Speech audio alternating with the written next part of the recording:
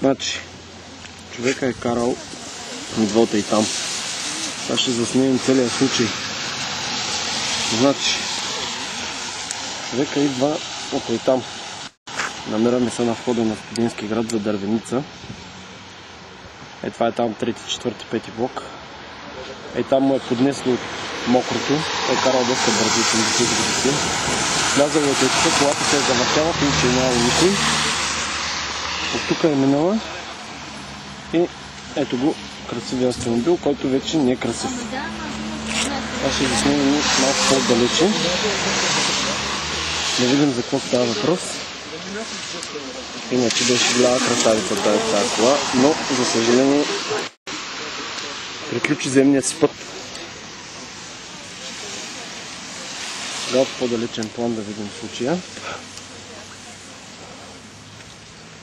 Как ще стане? Лошо е ударена, правилно.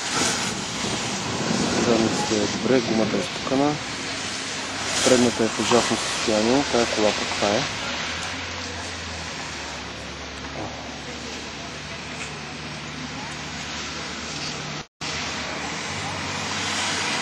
Доста жестока е коляна. Ето го ми само. Да не му се случва на мироджетата. Да видим сега какво сега да заснемем.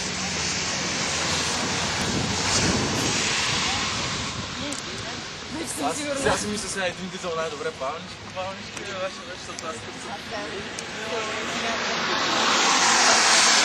Да, бе, това си цикна. Повече.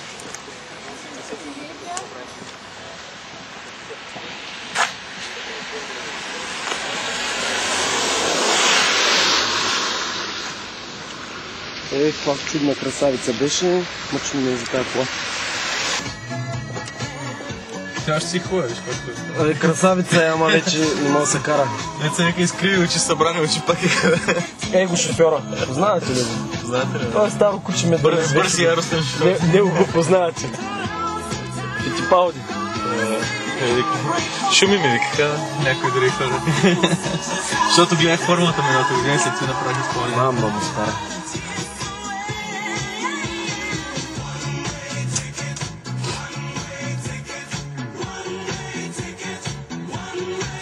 Верно, да го махна.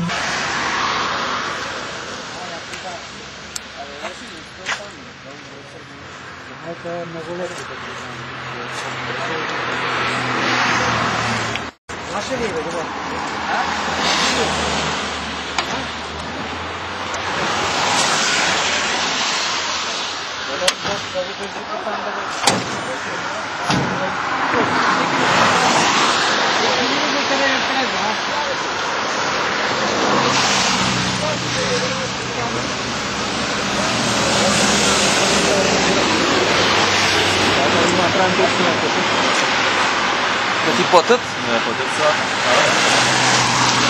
Малко е ударено,